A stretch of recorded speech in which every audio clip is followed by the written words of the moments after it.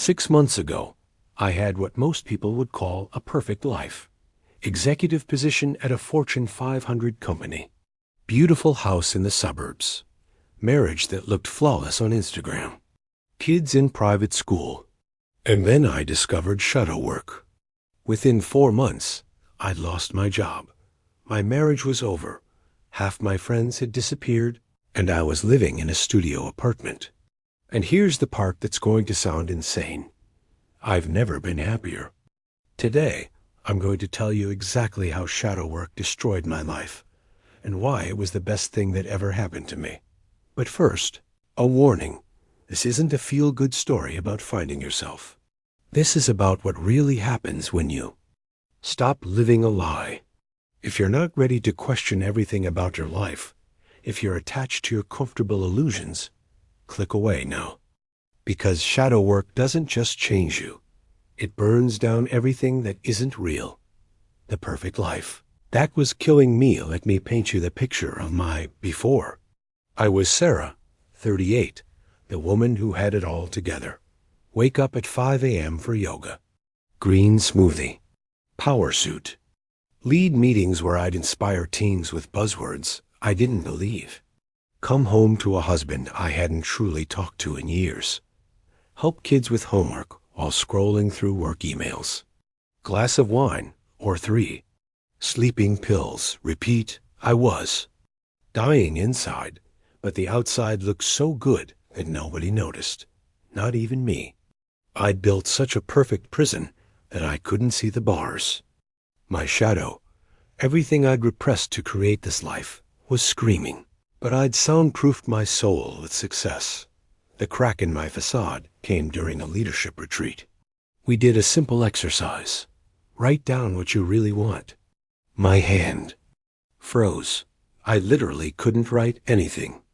Not because I didn't know, but because what I wanted was so different from what I had that admitting it would mean acknowledging. I'd wasted 20 years. The shadow work that started the collapse. A colleague mentioned Carl Jung and shadow work. I dove in, thinking it would be another self-improvement tool to optimize my already perfect life. I started with what seemed like a harmless exercise, identifying my projections. Who triggered me? What did I judge in others? I judged lazy, people who didn't hustle. Irresponsible people who traveled instead of building careers. Selfish women who chose themselves over their families. Flaky artists who valued creativity over stability. The list was long and harsh. Then came the shadow work question that changed everything. How are you exactly what you judge? That night, I met my shadow. She wasn't the polished executive. She was wild-haired, barefoot, laughing. She said, "You've buried me under degrees and titles, but I'm still here. And I'm done waiting." I tried to integrate her slowly, carefully. A creative writing class here, a solo lunch there. But shadows don't do slow when they've been caged for decades. She wanted out. All the way out. The unraveling begins. The first thing to go was my ability to fake it at work. I'd sit in meetings about synergizing stakeholder value and start laughing. Not polite chuckles, body shaking, tears streaming laughter at the absurdity. My shadow had removed my tolerance for corporate theater. I tried to explain to my boss that I was going through something. A spiritual awakening, I said. He suggested I take some time off. That time off became permanent when I sent an email to the entire company about how our products were destroying the planet and our souls. My shadow had found my voice, and she wasn't interested in diplomacy. My marriage was next. 20 years of polite distance couldn't survive my shadow's demand for truth. I told my husband things I'd never said, how I'd never actually wanted the big wedding, how I resented him for being content with our surface-level connection, how I'd been dying inside for years while he watched sports. He looked at me like I was a stranger, and I was. The woman he'd married had been a performance. This real person terrified him. Losing everything that wasn't real, The dominoes fell fast after that. Friends who only knew corporate Sarah didn't recognize wild Sarah.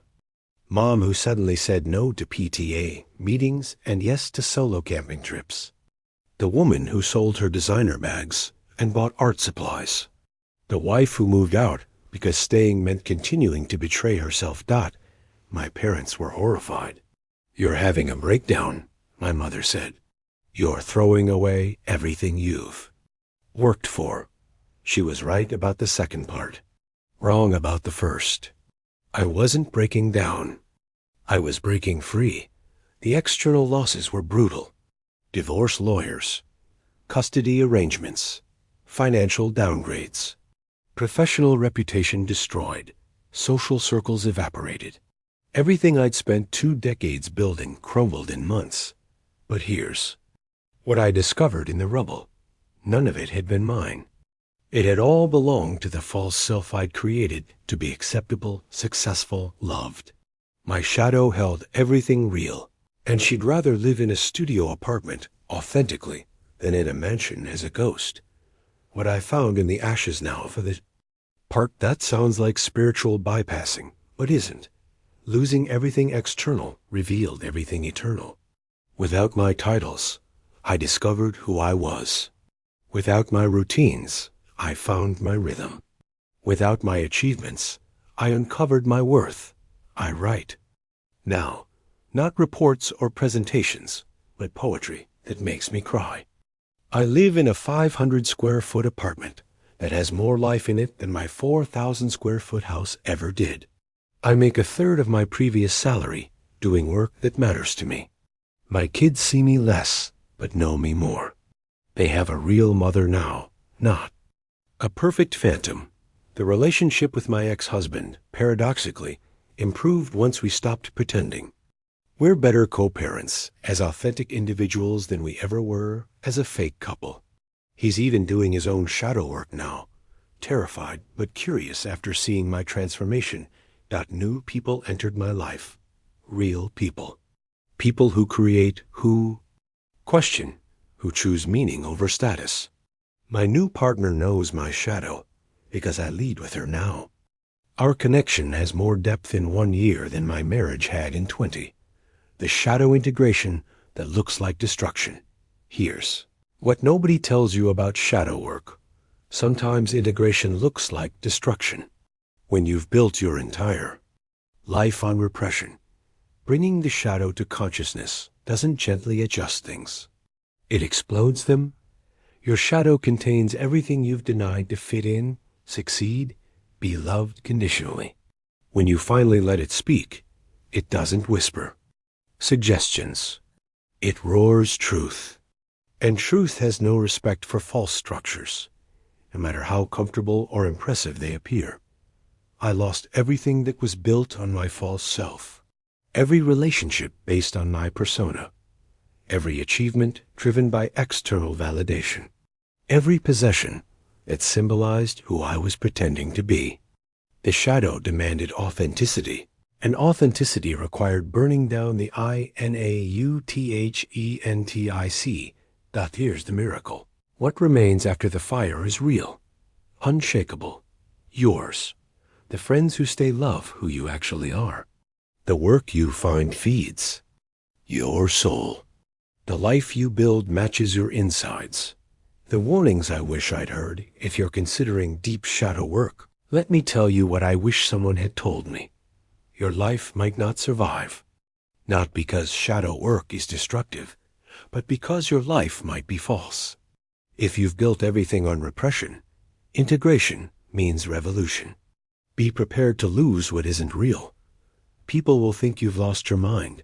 You haven't. You've found it. But finding your authentic self looks like insanity to those invested in your false self. They'll try to save you from your freedom. The process is messy. Not Instagram-worthy messy. Really messy. Crying in grocery stores. Rage at 3 a.m. Grief for the life you never lived. Ecstasy at finding yourself. You'll swing between extremes before finding center that you can't predict what will remain. I thought I'd keep my marriage I'd lose my career. The opposite happened. Shadow work reveals truth, and truth reorganizes everything according to its own logic. Would I do it again? People ask if I regret doing shadow work, given what I lost. The question makes me laugh, the same body-shaking laugh that cost me my corporate job. Asking if I regret shadow work is like asking if I regret learning to breathe. I wasn't living before. I was performing life. Yes, I lost money, status, security, approval. But I gained myself. I traded a successful false life for a modest real. 1. I exchanged impressive emptiness for simple fullness. I gave up everything that looked good for everything that feels true. My shadow didn't destroy my life. She saved it. By demanding authenticity, she freed me from a prison so comfortable. I didn't know I was trapped. By refusing to stay buried, she gave me the greatest gift, myself. Your shadow is waiting. If you're watching this from inside your own perfect prison, know this. Your shadow sees through the walls. She knows what you really want.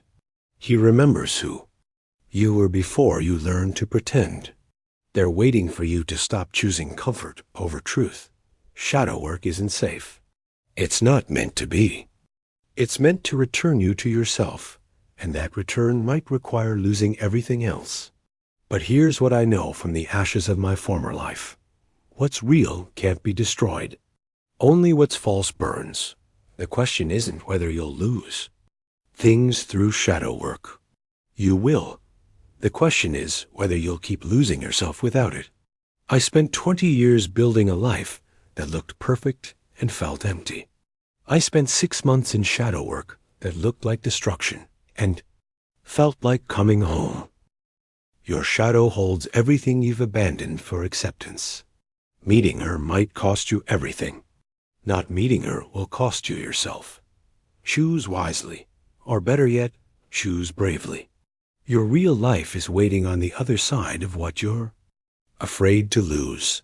What has your shadow been trying to tell you? What parts of your life would crumble if you told the truth? Share below. Sometimes admitting the prison is the first step to freedom. And if you know someone living a perfect lie, share this.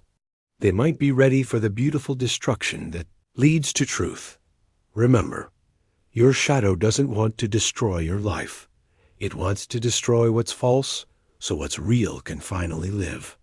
The question is, are you brave enough to let it?